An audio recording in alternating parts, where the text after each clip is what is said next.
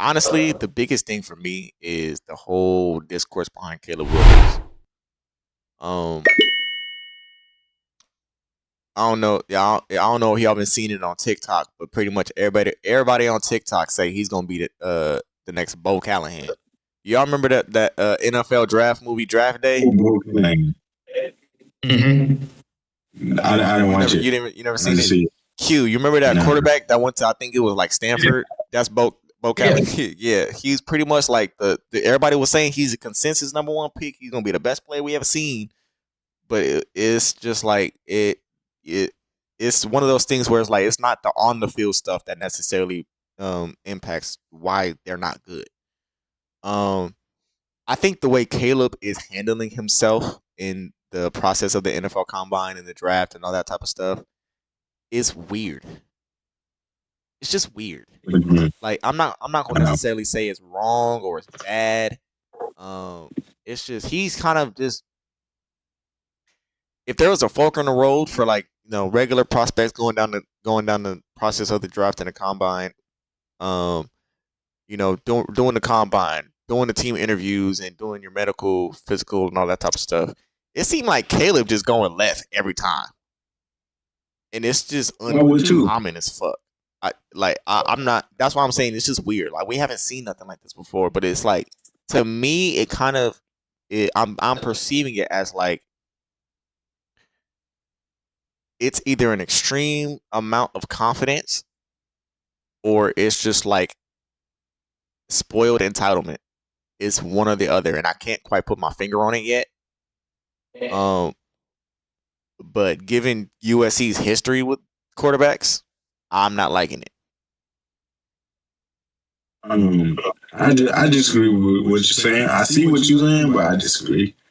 But I think he's learning from past NFL combines where people go to combines and then they pull on you, tug on you, and then they say, "Oh, this shoulder is a little tilted, and this shoulder is a little more tight." So it makes him throw. It's gonna make him throw a little different in the NFL when you've been throwing your whole life.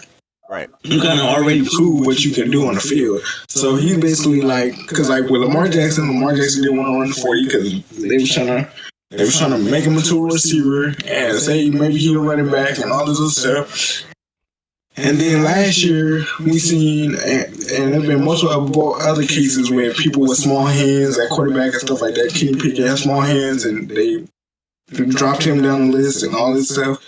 But then last year with C.J. Stroud, the reason why he went number 2 is because of his testing, some weird tests. I forgot what they call it, but some weird tests they have him do on the board, or stuff that you don't even got to do with football. Try to predict how he's gonna play on the field. So that's why he went number 2 instead of number 1. So my thing is, Caleb is learning from those situations where he's like, I'm not gonna take all these physicals and all these medicals. You just gonna draft me how I am, or how if either you want me or you don't. Take me as I am. You've seen what I can do on the field. I've been proving it all these years playing football. You see my film at Oklahoma, you see my film at USC. Either you want me or you don't. I agree with that. That's why I don't necessarily mean to say like my opinion and have it have like a negative connotation. Like I'm not saying I think Caleb is going to be a bust because of these things. I'm saying this is just stuff that we haven't seen before, so it's like it's kind of just playing out weird to me.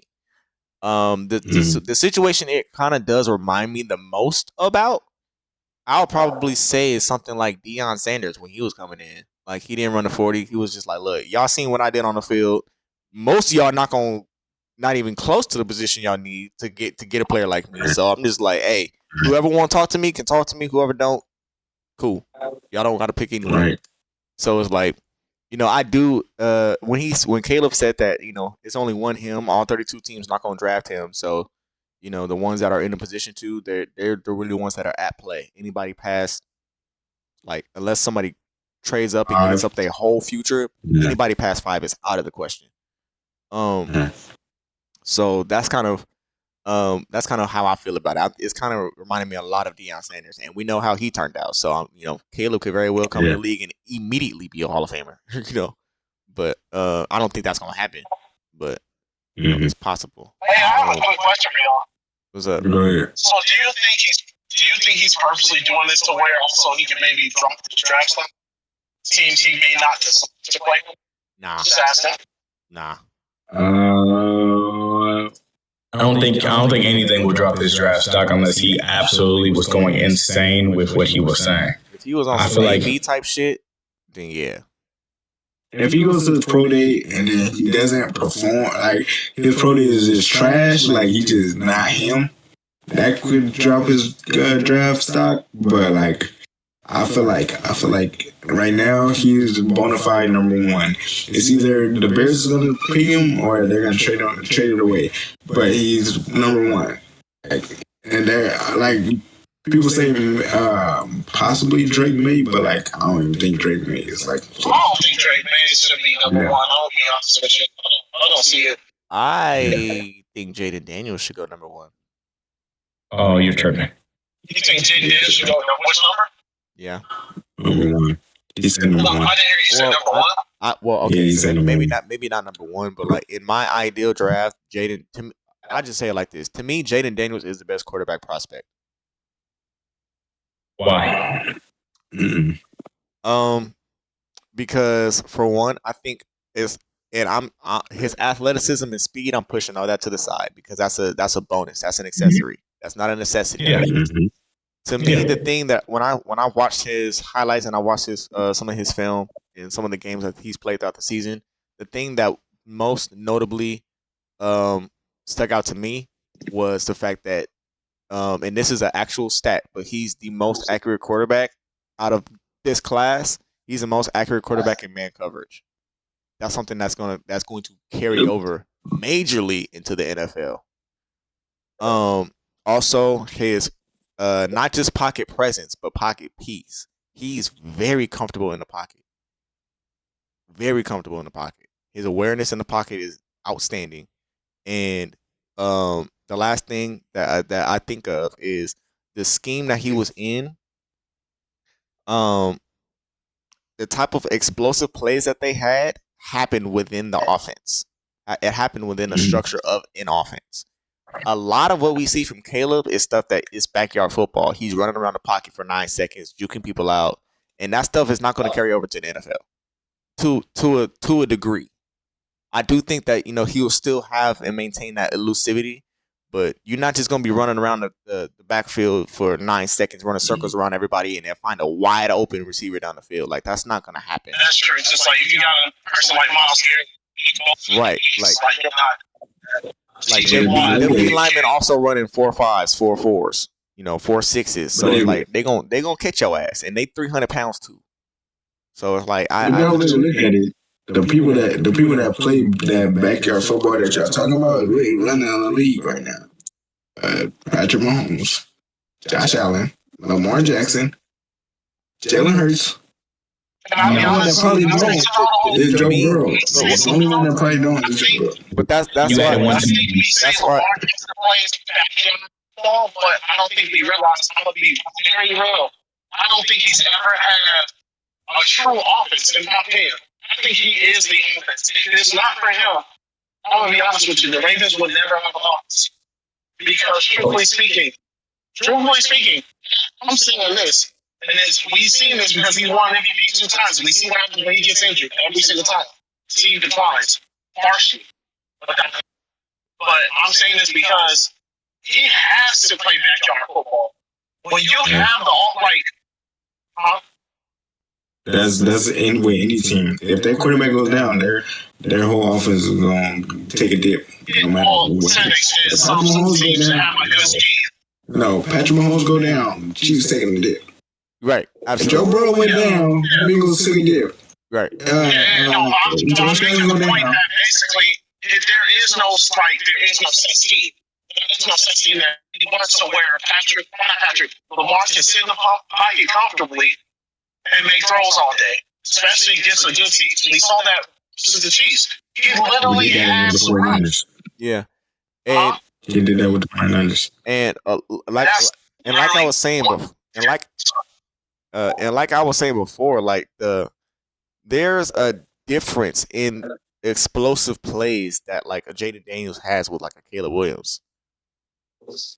Caleb Williams, like if you just go look up a random highlight reel of Caleb Williams, how many times are you gonna actually see him stand in the pocket, read, go through progressions, and then throw somebody open?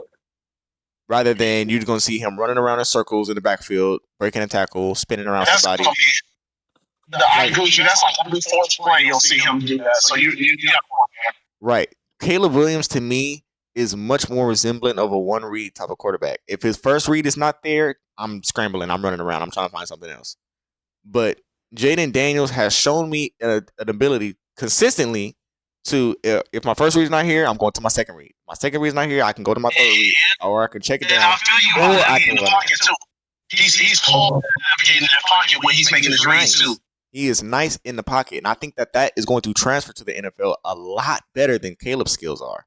And now if Caleb can get to a good offensive scheme, and they get some coaches in Chicago or wherever he goes, and they provide him with the offensive line to protect him so he can go through reads, then I think that Caleb is going to be able to be successful because he's always going to be able to lean back on those improvisational skills.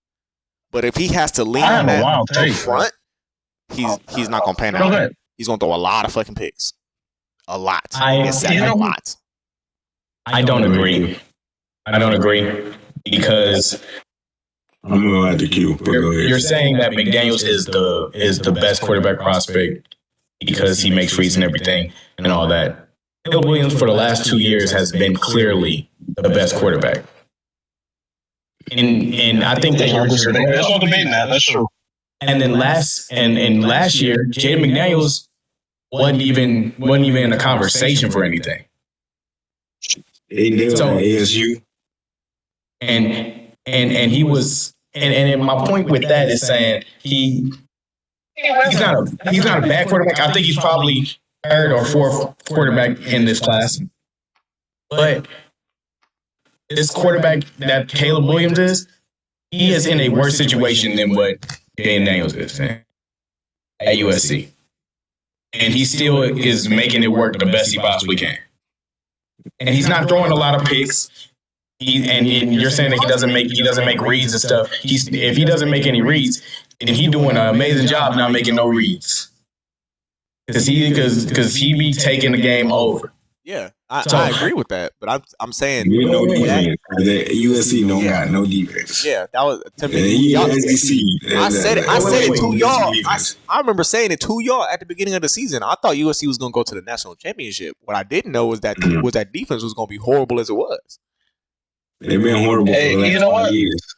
Can I say this too? To Q's point, he has a good point about Caleb Williams being able to throw the ball without throwing interceptions like that. True, too. He only had 5, which is pretty damn good. And what my point is by saying all this is, I think that you have a misconception on him saying that he isn't making reads and stuff because he really doesn't have a top receiving target this year like that. You don't hear anybody talking about his receiver or anything. Zachariah Branch is nice. Brendan Rice was good. I said top. Top. He said top. They going in the second, third round.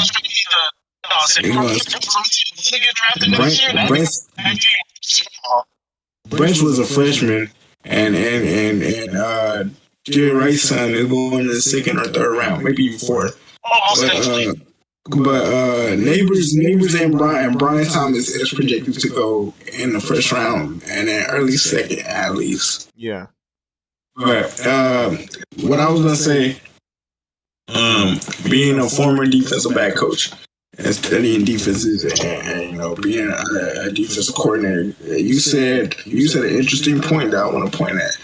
You said Jaden Daniels was the best quarterback against man coverage. You said best or top? Which one you said? He's the most accurate quarterback against man coverage. Okay. One thing about man coverage is man coverage challenges your receivers. So it's not all on your receivers to get open, it's mostly on your receivers to get open. Right. Zone coverage challenges your quarterback to make reads. So it mostly challenges your quarterback. So Hey, what I'm saying is, as a defensive back coach, if we're playing man, we're challenging your receivers. We're not challenging your quarterback. We're challenging your quarterback. I'm not saying like the quarterback don't gotta make reads. He don't gotta see the person open. Yes, he do, but like, and zone coverage is more relying on your quarterback to make reads on the zone than in man coverage. Man coverage is totally different. It's more challenging your receivers than it is challenging your quarterback. Yeah, That's the point I'm making. I agree with that. I agree with that. I do think that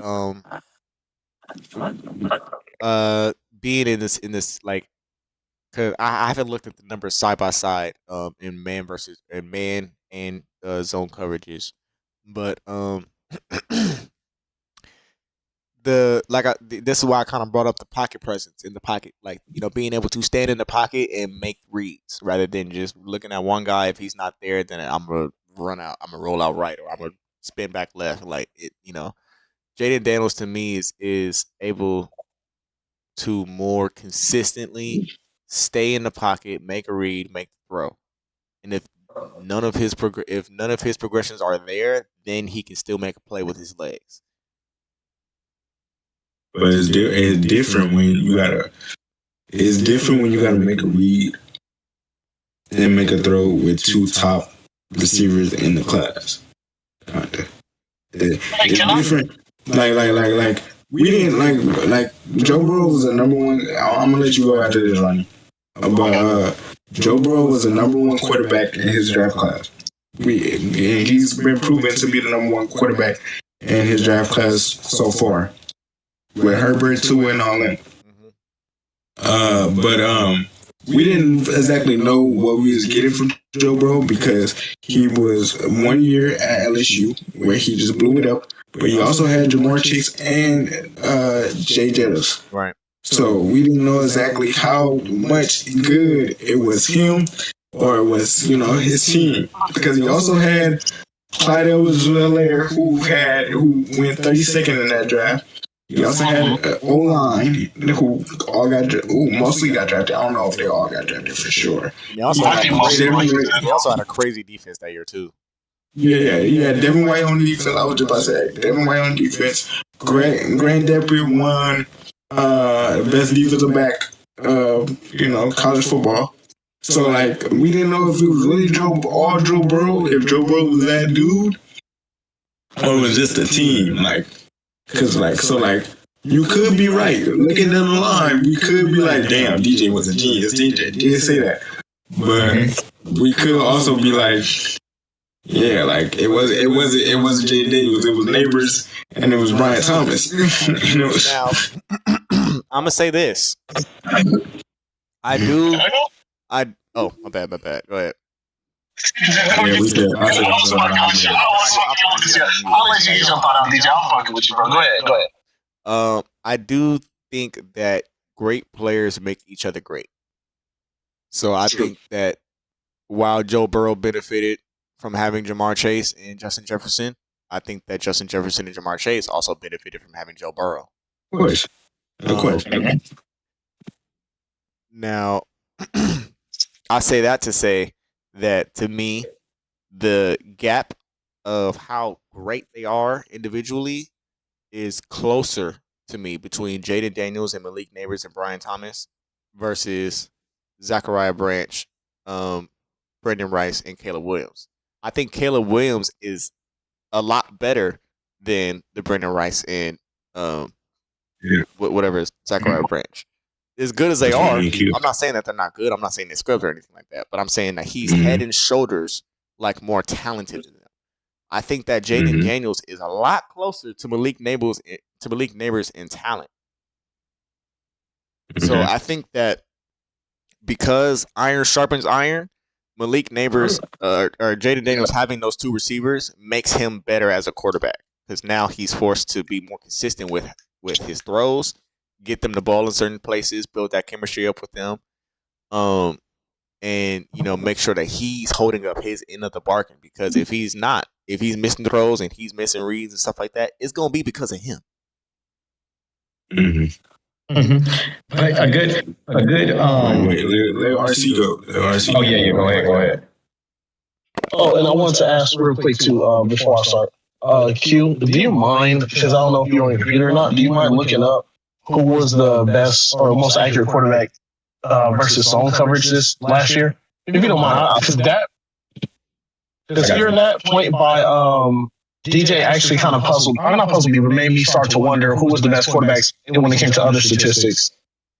But I wanted to say I see where DJ is coming from, though, because I will say this. And I see where everybody's coming from, honestly, because everybody makes such great points, especially Q and Dewan. I do like how or Dewan mainly, because you made the points that first of all, Malik Neighbors, and I forgot the other gentleman's name, Brian Thomas, right? Yeah. LSU. They're going first. To me, they're going first round, if not, like you said, early second. So I do agree with that point. But I feel DJ in the sense that I've watched a couple Jaden Daniels games, like from start to finish, and it's just his poise, and it's like it was just a little different. But Caleb Williams, what I think is the shock and awe with him is that he can make plays out of no plays.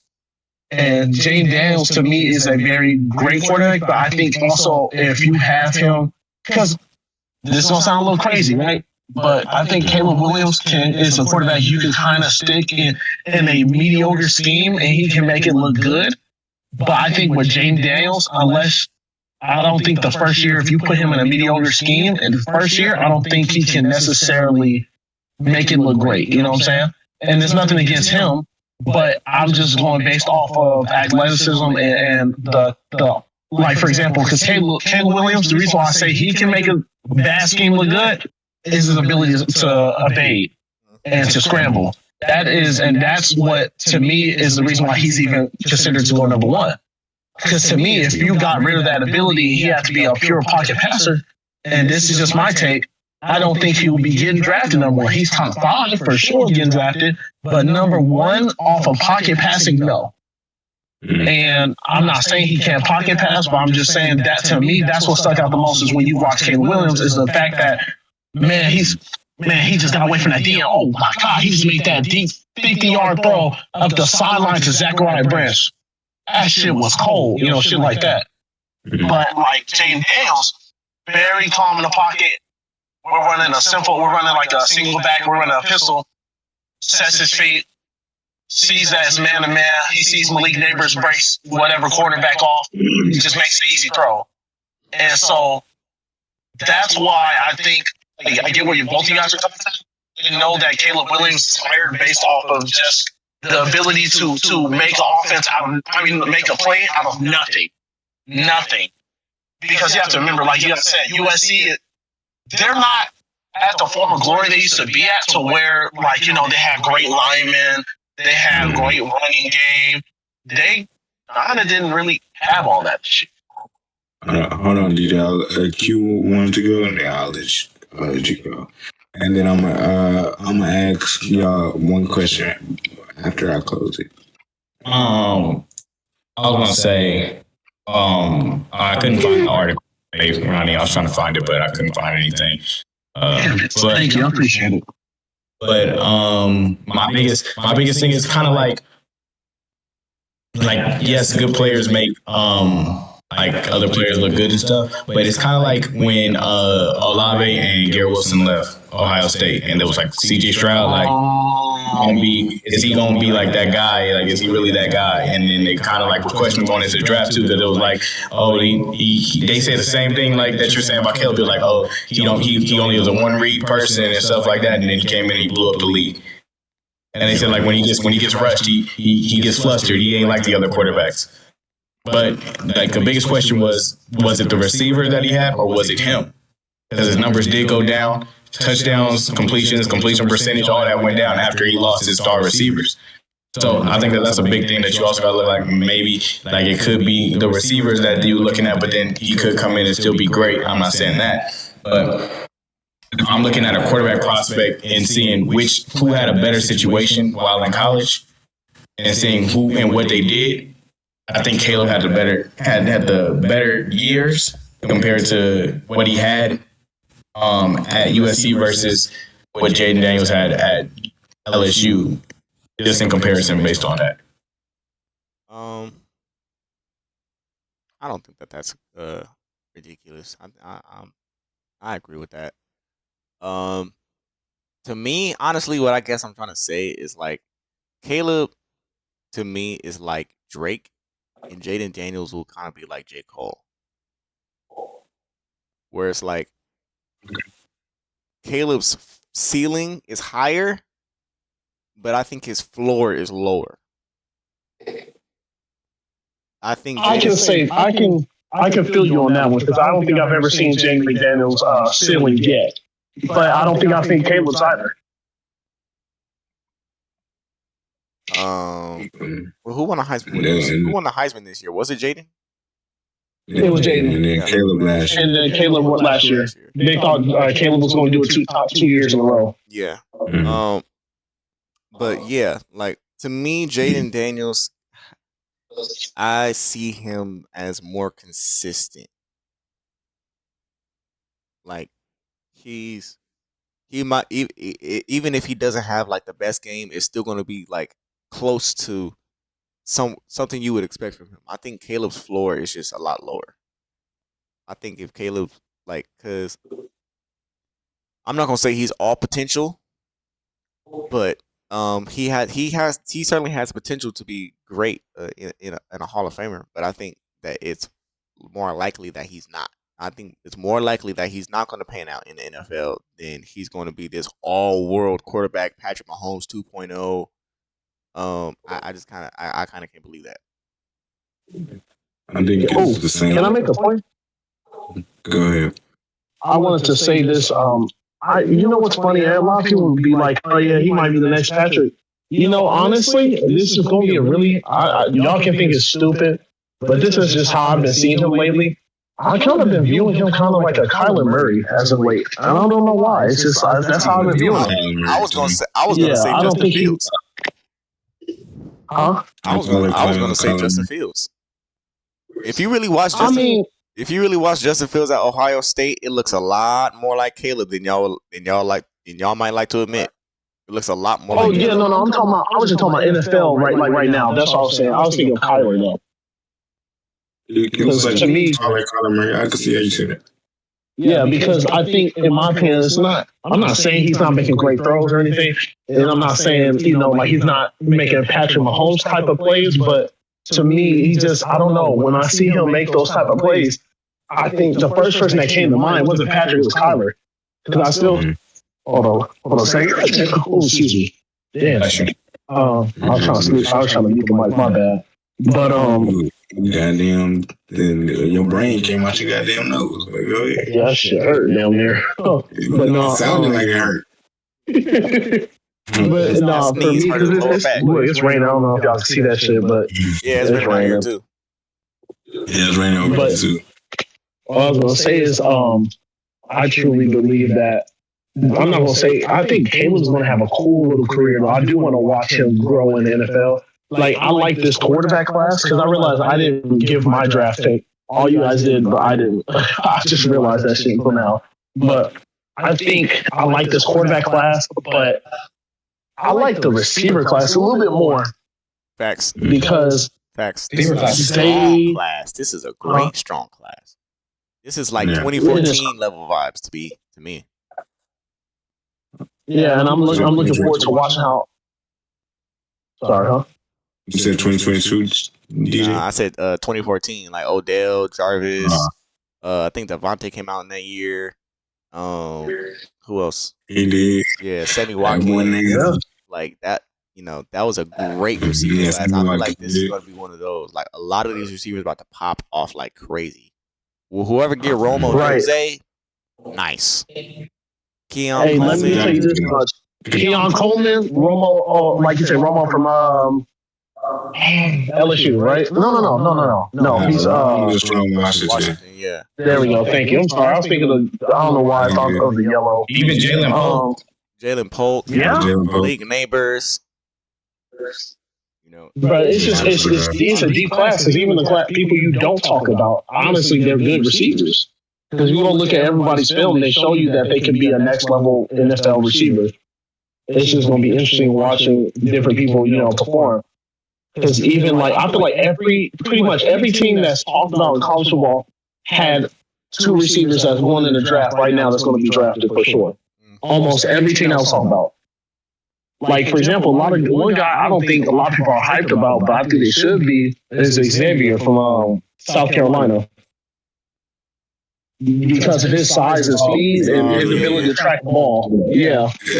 And then I think an underrated quarterback that I've always I followed him since he was in high school. Is it legit? I think it's legit. Yeah, Xavier Legette. Yeah, he's nice. So, but I want to say this. Another thing I wanted to take from the draft too. I also think this is going to be a class of running backs that's going to catch us off guard though, because a lot of them are really good fundamentally, like with their feet. I was watching them all run through the drills, and this is coming from someone who used to play running back and linebacker. Like, I like this class. I like this class a lot. It's gonna be interesting. Yeah. So I'm gonna make a closing argument, and I'm gonna ask you a question real quick. But my thing on that is to settle this Jaden Daniels thing and this Jaden Daniels Caleb thing. To end it, all I'm gonna say is like before Jaden Daniels went to LSU and got Neighbors and Thomas. That's true. He was. Look at his stats at ASU. His ASU stats. He looked like he was gonna be borderline 5th round, maybe even undrafted. So Jaden Daniels before he went to LSU and got Neighbors and Brian Thomas. He looked bad. Well, but that's not to say I'm gonna make an argument for the other side. That's not to say he didn't leave ASU because he didn't have the talent, because he knew he was better than the talent he had surrounding him. And then that's true too. So we will see. But then getting drafted by a top 3 team in the draft, he is not gonna have the talent just like he had at ASU. So we gonna see if he able to, keep that game up, or is it going to flop? Honestly, I don't see Daniels going top 3.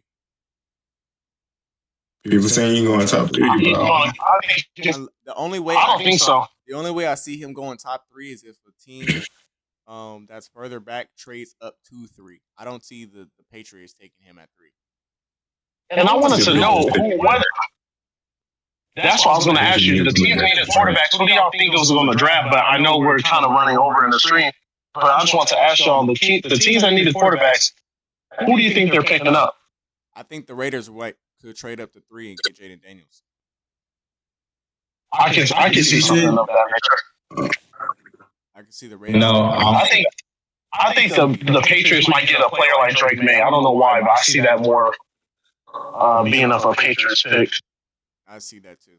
I see that as well. It would be more of a Patriots pick, but it depends on who the others pick ahead of them. I can see. I don't know, because the Patriots gonna look different than the last 20 years, because Bill Belichick been a coach for the last 25 years, so we don't know what the Patriots. Oh, that's actually a very fair point. That's true. Bill Belichick been coach and GM for the last 25 years, so we don't really know.